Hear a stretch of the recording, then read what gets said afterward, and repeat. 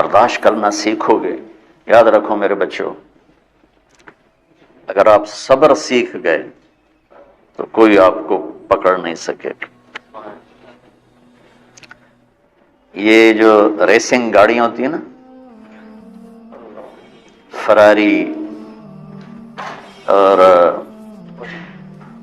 مختلف ان کے نام ہیں، مشہور فراری ہے، اٹلی میں بنتی ہے. لیمبرگینی، یہ دونوں بنتی ہیں وہاں اٹلی میں. اور اس میں جو آدمی جا رہا ہو اس کے لیے سپیڈ لمٹ کی قید کوئی نہیں، ورنہ سب گاڑیوں پہ 120 کلومیٹر پر کے اوپر جائیں گے تو جرمانہ ہوگا. لیکن جو آدمی لیمبرگینی میں جا رہا ہے یا فراری میں جا رہا ہے اس کے لیے کوئی جرمانہ نہیں، چونکہ وہ یوں کرو تو 1 سیکنڈ میں وہ 120 پہ چلی جاتی، صرف اتنا کرنے سے شو ایسے جاتی. تو میں آپ کو ایک لیمبرگینی دینا چاہتا ہوں، فراری 8 کروڑ کی ہے. فراری 8 کروڑ کی گاڑی ہے فراری. کئی دفعہ وہاں جب جاتا ہوں تو کوئی نہ کوئی بٹھا دیتا ہے، یہ آپ کو ذرا سیر کرائیں. وہ ہمارے کو تو شوق کی کوئی چیز ہے نہیں، وہ نوجوانوں کے شوق کی چیز ہے. تو 8 کروڑ کی گاڑی ہے، میں مفت آپ کو دے رہا ہوں، وہ ہے صبر. آخرت کے سفر میں اگر تیز چلنا چاہتے ہو اور سب سے آگے نکلنا چاہتے ہو تو صبر کی فراری پہ سوار ہو جاؤ. تمہیں کوئی پکڑ نہیں سکے گا، تمہارے کوئی قریب بھی نہیں آ سکے. کہ دنیا میں صبر کرنے والوں کا قحط آ گیا. بڑے بڑے علماء ہیں اخلاق سے خالی، بڑے بڑے علماء ہیں صبر جانتے ہی نہیں. اور پورا معاشرہ، ذرا علماء تم کل کے علماء ہو اس لیے علماء کی بات کر رہا ہوں، ورنہ پورا معاشرہ میرے بچوں صبر سے خالی ہے. تم سیکھو.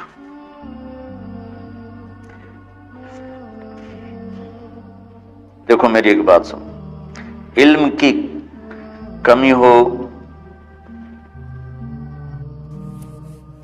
تو اچھے اخلاق اس کو چھپا دیتے ہیں، اخلاق کی کمی ہو تو بڑے سے بڑا علم بھی اسے چھپا نہیں سکتا.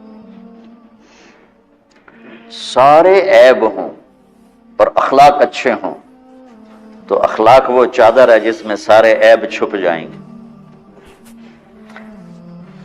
بس ساری صفتیں ہوں اور بد اخلاق ہو تو ہر صفت کو بد اخلاقی چھپا دے گی. میرے نبی نے نماز لمبی پڑھی، اللہ نے روک دیا، کہ نہیں چاہیے.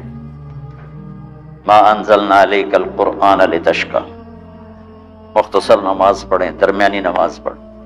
پیسہ سارا خرچ کر دے، اللہ نے روک دیا. ولا تبسطھا کل البسط، میرے نبی سارا خرچ نہ کرو، کچھ بچا کے بھی رکھو. تبلیغ میں اپنی جان کھپائی، اللہ نے اس سے بھی روک دیا. فلا تذهب نفسک علیہم حسرات، تبلیغ کرو خود نہ مر جاؤ. تبلیغ کتنا بڑا عمل ہے، اللہ نے کہا اعتدال. نماز کتنا بڑا عمل ہے، اللہ نے کہا درمیانہ ہاتھ رکھو. مال خرچ کرنا کتنا بڑا عمل ہے، اللہ نے کہا درمیانہ ہاتھ رکھو. جب میرے لیے میں نے اخلاق میں بلند پرواز دکھائی تو اللہ نے کہا شاباش انک لعلی خلق عظیم. میرا نبی میں آپ کو شاباش دیتا ہوں، آپ کے اخلاق بڑے عالی شان. یہ نہیں کہا کہ اتنے بھی ذرا تھوڑا اکھ بھی کھائی کر کو کوڑا ہویا کر. تو تم مولوی بڑے غسیلے ہوتے ہو. تم میرے بچے بیٹھو نا اس لیے بات کر رہا ہوں. صبر نام کی شے ہی نہیں ہوتی. فقہ پڑھنا تو ہماری مت ماری جاتی. قرآن کو بھی فقہ کے انداز میں پڑھتے ہیں، حدیث کو بھی فقہ کے انداز میں پڑھتے ہیں. بخاری سے زیادہ امام بخاری پڑھاتے ہیں. ترجمۃ الباب پہ اتنا وقت لگا دیتے ہیں کہ حدیث جو اصل چیز ہے اس کی طرف توجہ نہیں جاتی. امام بخاری کی کتاب کا مقدمہ کوئی نہیں، تو اس پر جب بخاری شروع ہوتی ہے تو ہفتہ اس پہ سبق چلتا ہے کہ امام بخاری نے مقدمہ کیوں نہیں لکھا، جی میں سارے مل کے یعنی امام صاحب نے تو گلاں کی جان. میں اس کا اتنا آسان 1 منٹ میں اس سارے سبق کو ختم کر دیتا ہوں بخاری شریف کے کہ دیکھو بھائی امام صاحب کا دل نہیں کیا مقدمہ لکھنے کو، اس لیے انہوں نے نہیں لکھا. گلوں ایک حدیث کے عنوان اور حدیث میں جوڑ نہیں تھا، تو شیخ رمزی بہت بڑے فاضل آدمی ہمارے فیصل آباد، میں نے کہا شیخ یہ جوڑ کوئی نہیں. کہ شیخ ھذا من اصعب ابواب البخاری، یہ بخاری شریف کے مشکل ترین ابواب میں سے. میں نے کہا بڑا آسان کام ہے، امام بخاری بھول گئے، ترجمہ کوئی اور تھا، حدیث کوئی اور لکھ دی، بھول گئے، بشری تو ہیں، کیوں بچوں نے مصیبت چ پان دے. تو بچوں شوق سے جاؤ، بہانے نہ کرو.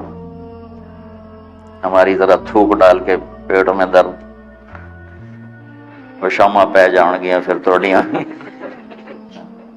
ٹھیک ہے نا، میں زیادہ بول نہیں سکتا ہوں، ضروری سمجھ کے آیا تھا کہ تم خوشی سے جاؤ. پھر اس میں جو ناگواری آئے گی اسے برداشت کرو گے تو پھر آپ کا صبر بڑھے گا. تمہیں صرف میری شہرت نظر آتی ہے، اس میں جتنا مجھے صبر کرنا پڑا ہے وہ تمہارے سامنے نہیں ہے. جتنی کڑوی گولیاں میں نے کھائی ہیں لوگوں سے وہ تو تمہیں نہیں پتا. اب تمہیں اتنا نظر آتا ہے کہ واہ واہ ہو رہی ہے آگے پیچھے لوگ. میرے اللہ کا کرم ہے، میری کیا اوقات، آج ہوں کل مر جاؤں گا، اولاد کو بھی یاد نہیں رہے گا کہ طارق جمیل کون تھا. جو ہے اس میرے رب کا کرم ہے. مجھے اپنی شہرت سے کبھی دھوکہ نہیں لگا. تو میرے بچوں اس لیے بتا رہا ہوں، کوئی فخر نہیں، کہ مجھے اپنی شہرت سے کوئی دھوکہ نہیں، ایک لمحے کے لیے بھی مجھے دھوکہ نہیں. میرے دل کی گہرائیوں یہ بات اتری کہ سب میرے اللہ کا فضل ہے، اور برائی کرنے والا اور اچھائی کرنے والا میری نظر میں برابر ہو گیا ہے. برابر ہونے کا مطلب پہلے سمجھو. تو مجھے گالی دو گے مجھے تکلیف ہوگی، تو میری تعریف کرو گے مجھے خوشی ہوگی. اس کو برابری نہیں کہتے، وہ تو ایک طبعی چیز ہے. یہ میں نے ہاتھ پہ اپنا ہی ہاتھ مارا تو اس کو درد ہو رہا. تو اگر میں مولوی شوکت صاحب سے بدتمیزی سے بات کروں گا تو ان کو تکلیف ہوگی، اور میں ان کی قربانیاں بیان کروں گا. یہ ذرا کھڑے ہونا، ادھر ہاتھ دو. یہ اس سارے نقشے کے بانی ہیں. یہ پہلی اینٹ ہے. یہ 3000 روپے اس وقت لے رہے تھے 1985 میں 86 میں کراچی.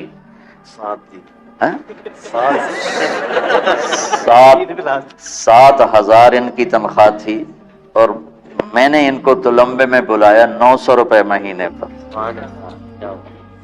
کتنا فرق ہے 7,000 اور 900 کا؟